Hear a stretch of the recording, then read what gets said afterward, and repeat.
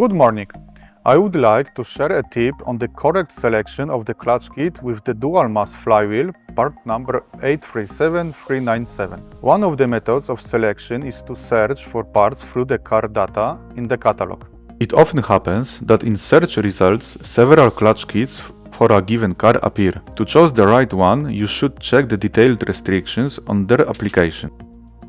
Following this path, after searching for a set, it is very important to pay attention to detailed restrictions that may concern the engine symbol, gearbox, car production date, start-stop systems, and others. On the example of the Audi A3, we see that the details in the application include specific engine symbols, type of gearbox, additional equipment, and the upper limit of the car production date. Another way of selection is to decode the VIN number of the car and search for the part by the original number. In this case, remember that we search for the set using the number of the dual mass flywheel, so it is very important to check the detailed restrictions that apply to the entire clutch set. On the example of a Volkswagen Passat, we can see that it is equipped with a BKP engine and HDV gearbox. We read the number of the original dual mass flywheel and search for the kit in the catalog.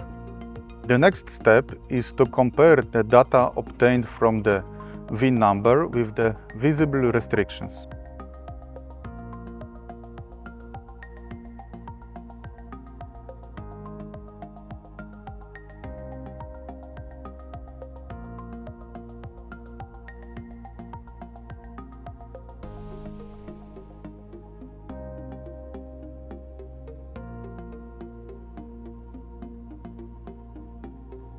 Each time checking the detailed restrictions that apply to the entire clutch set will allow us to correctly select the part for our car.